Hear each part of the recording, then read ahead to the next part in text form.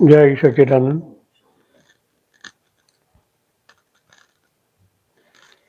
हमारे सनातन धर्म में जब भी आध्यात्मिक की बात होती है, हम उनको सत्संग कहते हैं।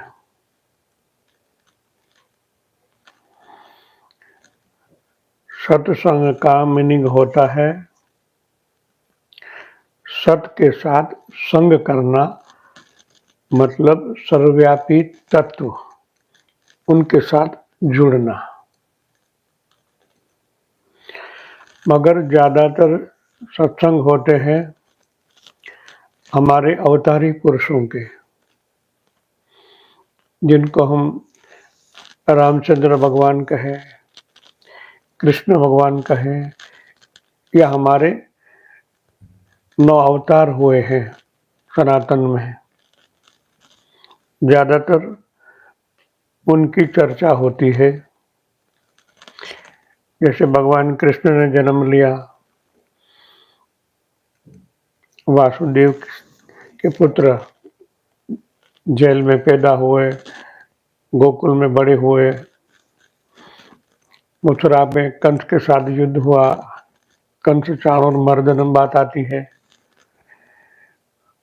और भगवान ने रासलीला बनाई, फिर द्वारकाधीश बने, महाभारत का युद्ध हुआ। इस तरह ज़्यादातर बातें होती जिनको हम भागवत कथा में सुनते हैं।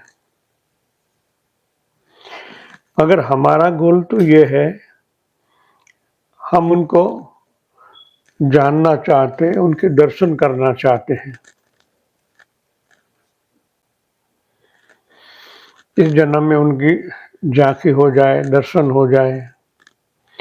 मगर बात यह है कि दर्शन हम किनके करेंगे? जिनको जानना चाहते हैं भगवान कृष्ण, वो तो 5000 साल पहले हो गए, हमारी तरह देह धारण किया था और सोमनाथ के दरिया किनारे देह छोड़ दिया। सवाल ये पैदा होता है कि हम दर्शन किनके करें? उनके फोटो के, उनकी मूर्तियों के? मगर हमारा मकसद तो सीधा दर्शन करना है। तो बात यह है, उनके मूल तत्व को जानने से ही हम उनके अनुभव कर पाते हैं। क्योंकि भगवान ने गीता में कहा, यदा यदाशि धर्मस्य ग्लानिर् भवति भारत। जब जब भारत में अज्ञान बढ़ जाता है, तब वो भगवान अवतार लेते हैं। मैंने जन्म लिया ऐसा कहा, तो उनका एक अर्थ भी होता है, भगवान ने जन्म लिया, उनकी जानकारी उनको थी, मैंने जन्म लिया है, वो जानते थे खुद को। मतलब उनका मूल स्थान कुछ और होगा, मैंने जन्म लिया ऐसा कहा, तो गंतव्य स्थान उनका कुछ अलग ही होगा, ऐसा मानना पड़े। जिस तरह रामचंद्र भगवान ने जन्म लिया, उनके अवतार में जो भी हुआ, जिस तरह वाली को मारा, तो उनका कर्म ये कृष्ण अवतार में उनको भुगतना पड़ा, वो भी जानते थे। मेरा कहने का तात्पर्य ये है, हम दर्शन किसके करें? अभी तक तो हम उनकी जो मूर्तियां हैं, जो बनाई गई है, उनके ही दर्शन करके संतोष मानते हैं। उनकी अलग अलग प्रतिमाएं हैं, अलग अलग फोटोग्राफी है, या हमारे मंदिरों में जो भी भगवान के फोटो है, उनके दर्शन ही करते आए हैं। मगर मूर्ति के दर्शन करना और उनके मूल स्वरूप, जिनका वर्णन हमारे शास्त्रों में है, वेदों और उपनिषदों में ज्यादातर उनका मूल तत्व की बात की गई है। और भगवान ने खुद अपने स्वमुख से भी कहा है। एक बार अर्जुन को उन्होंने कहा न, तेरे और मेरे कई जन्म हो चुके हैं। अर्जुन को कहा, तेरे और मेरे कई जन्म हो चुके हैं, मैं जानता हूं, तू नहीं जानता। तो कई जन्म हो चुके हैं। तब जब जन्म परमात्मा लेते हैं तो ये जन्म दूसरे जन्म में ट्रांसफर नहीं होता, फिर उनको गंतव्य स्थान में जाना पड़ता है। जो सर्वव्यापी तत्व है, जो निराकार चेतन है, वहां जाने के बाद ही नया अवतार, नई बॉडी, नया नामकरण सब चेंज हो जाता है। मगर उनके अंदर जो मूल तत्व है वो ही रहता है। और गीता में भगवान ने कहा ना, आत्म तत्व अजरा अमर है, निसंग है, निर्लेप है, निराकार है। तब हम उनको जानना चाहते इस शब्द में उलझ जाते हैं। भगवान एक तरफ कहते हैं मैं निराकार चैतन्य हूं, अलग अलग जन्मों में जन्म लेता हूं, और हम भी जानते हैं कि देह गिर जाने के बाद कुछ ऐसा होता है, दिखाई नहीं देता, फिर भी अदृश्य हो जाता है, जिनको आत्म तत्व कहते हैं। तो हम उनको चिंतन करें तो ये साबित होता है कि कुछ ऐसा है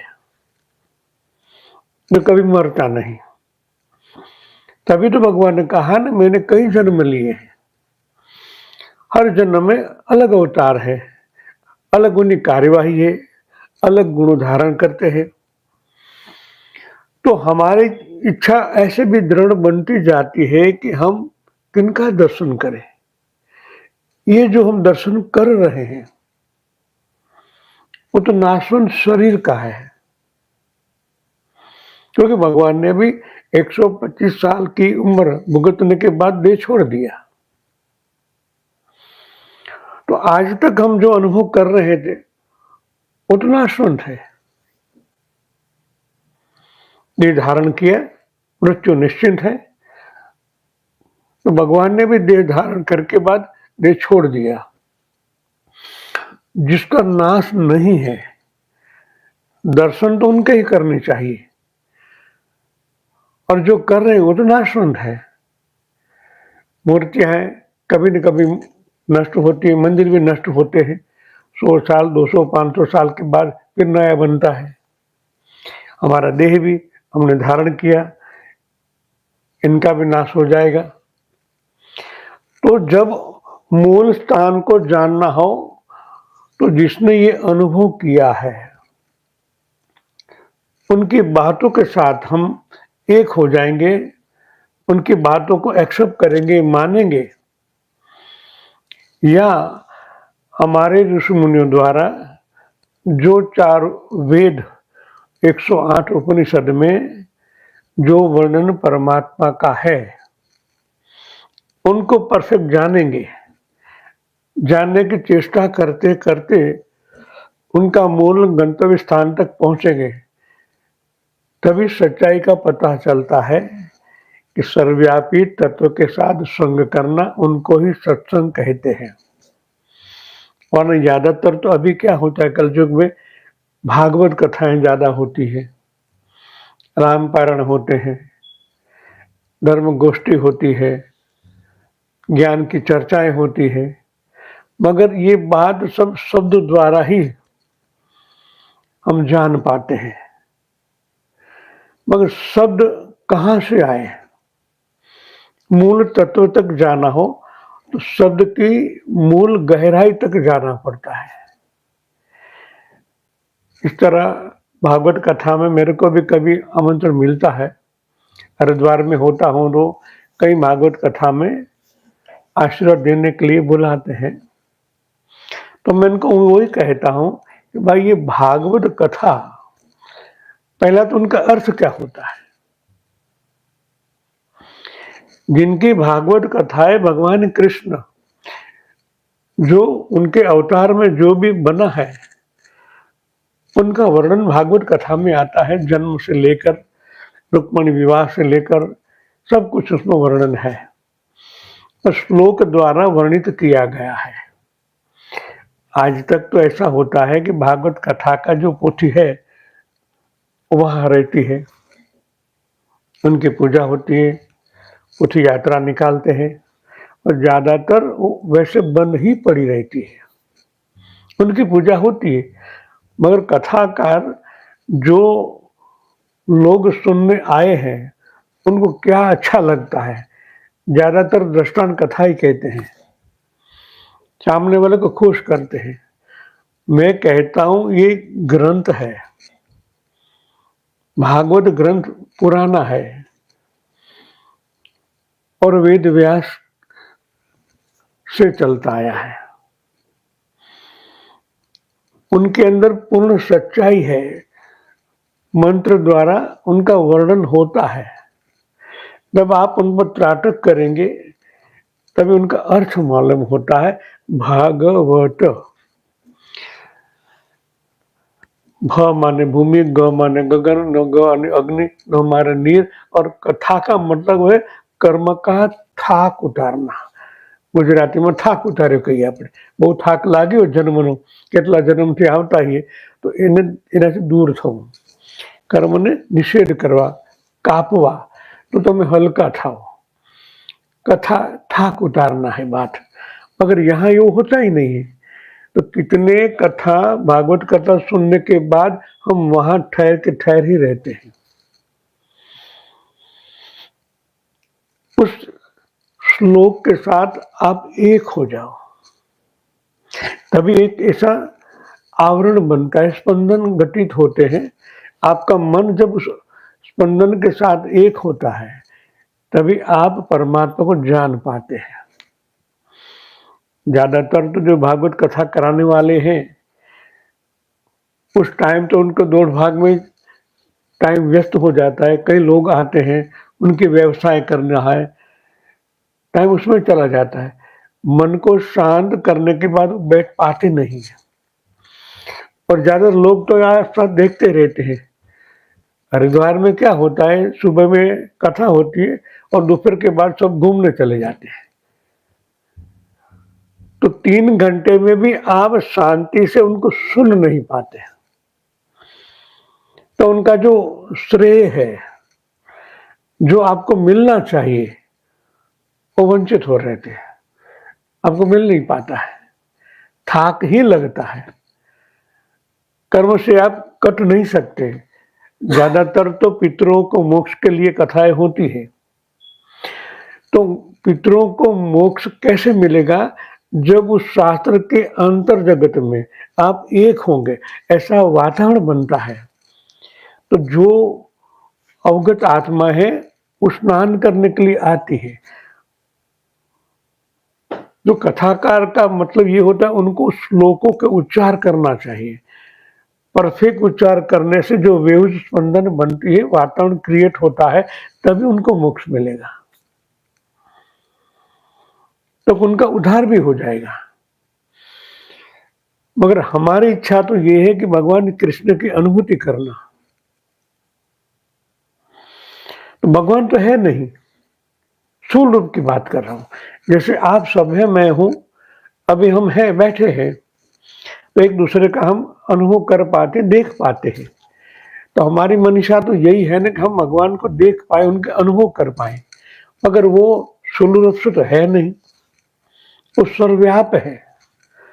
और शास्त्र का वर्णन ये होता है कि अति सूक्ष्माति सूक्ष्म है, अणु, परमाणु, न्यूटाणु, प्राणाणु और परमात्मा। तो आपको साधना की गहराई से जो दर्शन करने वाला मन है, उनको अति सूक्ष्माति सूक्ष्म करना पड़ता है, तभी आप उनका अनुभव कर पाओगे। महाभारत में भगवान ने अर्जुन को यही कहा, 11 अध्याय में, 10 अध्याय के बाद भगवान ने कहा कि अभी अर्जुन की आंतर जगत में शुद्धिकरण हुआ है। तभी उन्होंने कहा, मैं तेरे को दिव्य दृष्टि प्रदान करता हूं, तू मेरे ऐश्वर्य को देख। 11वें अध्याय में भगवान ने उनको दिव्य दृष्टि दी। तभी अर्जुन ने भगवान का अनुभव किया, अरे कितने विराट है। सामने तो द्वारकाधीश थे, एक संबंध था सालों बहनों का, मगर आंतर जगत में शुद्धिकरण होने के बाद पात्रता जब बनी, तब भगवान ने उनको दिव्य दृष्टि प्रदान की। स्थूल दृष्टि तो द्वारकाधीश थे, मगर अति सूक्ष्म भगवान की दिव्य दृष्टि प्रदान होने के बाद ही अनुभव हुआ। तो हमारा गोल भी यही है कि हमें भी उनकी झांकी करना है। तो हमें ऐसी दिव्य दृष्टि आपको या मेरे को मिलेगी, तभी तो हम उनका अनुभव कर पाएंगे। सवाल तो ये अनुभव करने की बात है, तो दिव्य दृष्टि के सिवाय कभी नहीं होगा। और हमारी मंशा होती कि हम इस नेत्रों के द्वारा उनका अनुभव करें। ये लिमिट है और परमात्मा अनलिमिट है। उनकी झांकी लिए आपका मन, आपका अंतकरण शुद्ध होना चाहिए। मन इतना सूक्ष्माति सूक्ष्म होना चाहिए, तभी ये घटना घटित होगी। तो एक निश्चित करना पड़ता है, कुछ भी हो जाए मैं इनके लिए तैयार हूं।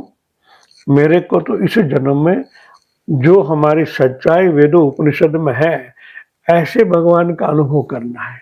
भगवान जो पंच तत्वों से परे है, या तो पंच तत्व जिनके अधीन है, वो भगवान है। भगवान की डेफिनेशन यही होती है, भ माने भूमि, ब ग माने गगन आकाश, अ माने अग्नि, न नार नीर, म माने भूमि। पंच तत्व, जिस तरह आपने कभी ऐसे फोटो देखे होंगे, भगवान पंचमुखी नाग के ऊपर नर्तन करते हैं, डोरी से बंधे हुए। पंच वो तो निमित्त मात्र है, मगर पांच तत्व यानी प्रकृति, ये माया, उनके ऊपर भगवान नर्तन करते हैं और उन पर काबू है। पंच तत्व भगवान का काबू है, इनकी इच्छा से ये संसार चलता है। तो उनसे भी परे जाना पड़े। जैसे पांच तत्वों का ये प्रकृति बना है, ऐसे हमारा शरीर आकाश, वायु, अग्नि, जल, पृथ्वी, बॉडी के अंदर वो रहते हैं और पंच तत्व उनके अधीन है, माने कर्म के अधीन ये देह है। तो आपको आंतर जगत में उतरना पड़ेगा।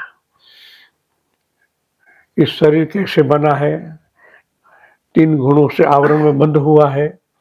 3 गुणों से भी परे सूक्ष्म में वो परमात्मा है।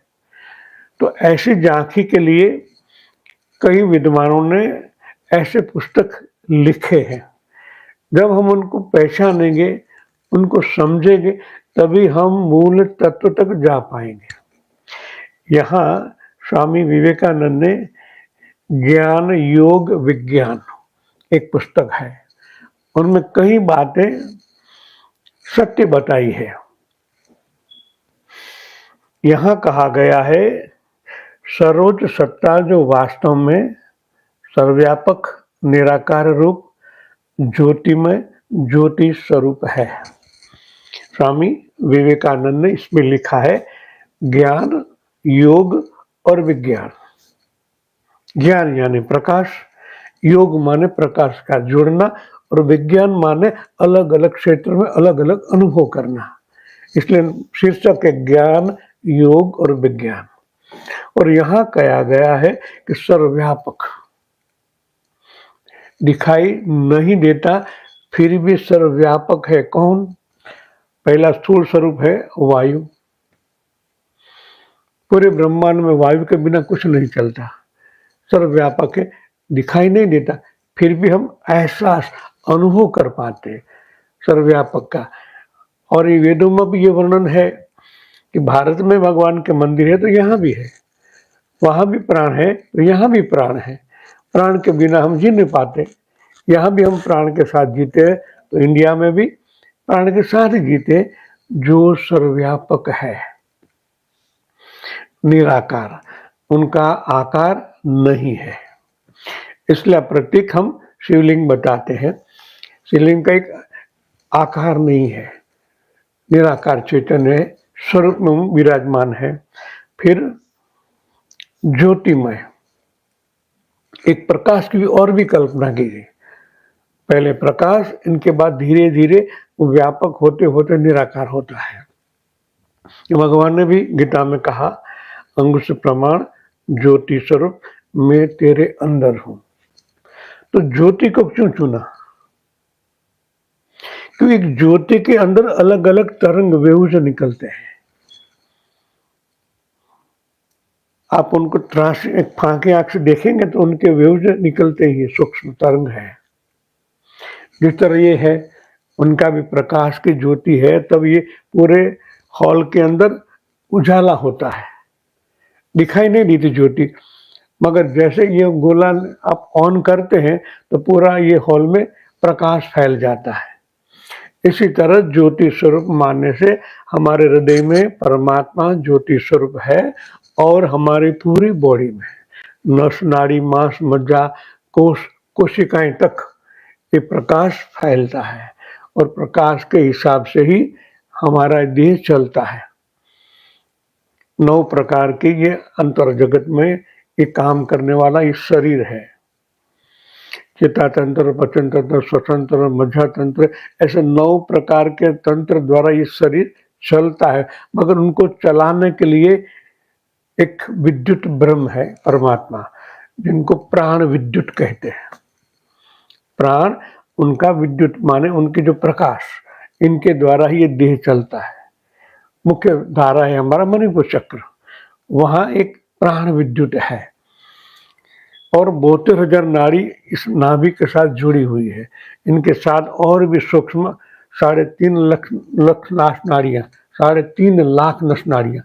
इनके बाद प्लाज्मा, जो हमारे बाल से भी पतली नाड़ियाँ हैं, जो आँख के अंदर भी चलती है, जिनको रुधिराभिसरण तंत्र के द्वारा ज्योति को फैलाया जाता है और ये हमारा पूरा ये तंत्र चलता है। ब्रह्मांड में भी ऐसे चलता है, नस, नाड़ी, निहारिका, फिर नवग्रह, नव के बाद निहारिकाएं, आकाश गंगाएं, सबको चलाने वाला एक ज्योति स्वरूप है, एक एनर्जी पावर है। आइंस्टाइन ने कहा न, 4 स्ट्रॉन्ग है, जिसको भी स्ट्रॉन्ग फोर्स, स्ट्रॉन्ग फोर्स, विद्युत फोर्स, फिर गुरुत्वाकर्षण, ये छोटा है। ये 4 के ऊपर एक बड़ा फोर्स है, 5th फोर्स, इनके द्वारा ये 4 फोर्स काम कर रहे हैं। तो हमारी बॉडी में भी उनका स्थान है। तो ये ज्ञान धीरे धीरे लेते लेते आप मूल तत्व तक पहुंच पाते हैं। इसे इन्होंने थोड़ा कड़क भाषा में लिखा, इन कर्मकांडियों ने अपने मंदिरों और दुकानों में पत्थर की मूर्ति के रूप में रखा, उसे अपना दास बनाया, उनके नाम पर व्यापार किया और उसे उन्नति का साधन बनाया। कड़क भाषा है, इसमें मूर्ति के रूप में रखा, जिस तरह हम देखते हैं, और अपना दास, इसलिए ये दास शब्द आया कि जब चाहे वो कहते कि भगवान सो गए हैं, दर्शन बंद है, अभी भोग लगाया है, फिर मंदिर खोलते हैं, क्या भगवान सो सकते हैं? वो सर्वव्यापक है।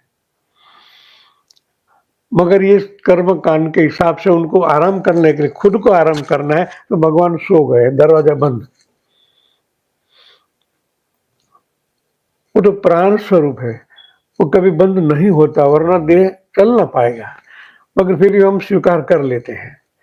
तो इन पर ये प्रकाश डाला गया है, उनके नाम पर व्यापार होता है। भाई ये आप पूजा पाठ करें, पैसा रखो, एक व्यापार हो गया, बिजनेस हो गया है।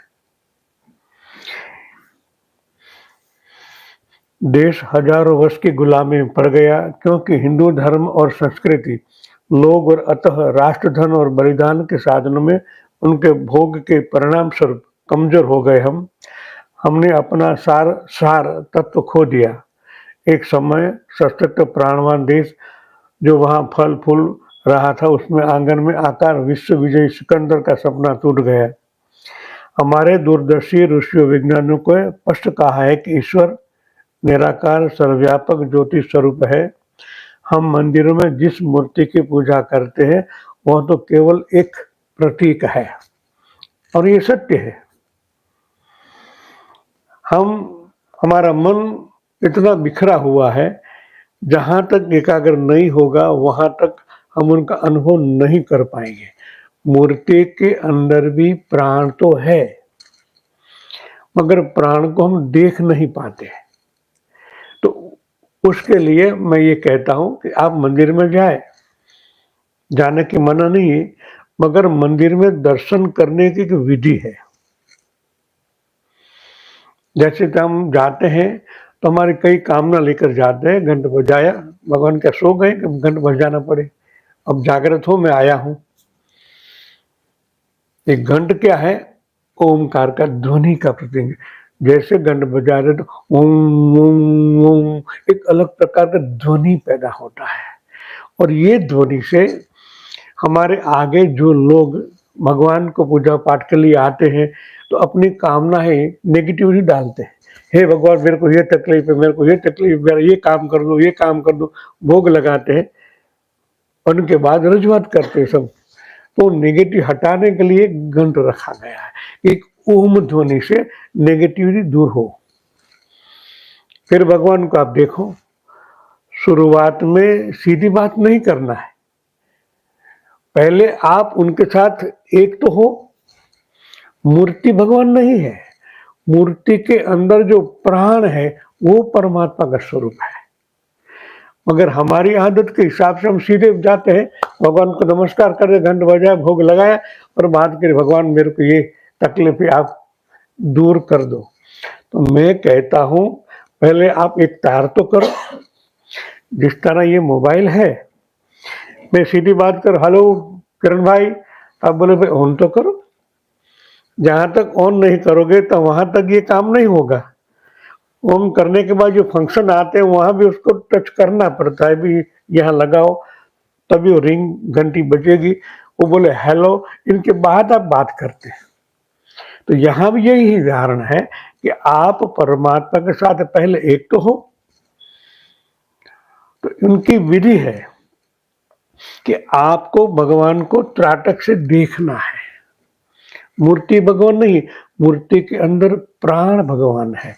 तो आप भी प्राणवान ही हो, बिना प्राण से आप मंदिर में नहीं जा सकते। ये साबित हो गया आपके अंदर भी प्राण है, तो मूर्ति के अंदर भी प्राण है। तो ये प्राण और मूर्ति के अंदर का प्राण दो एक होनी जरूरी होता है।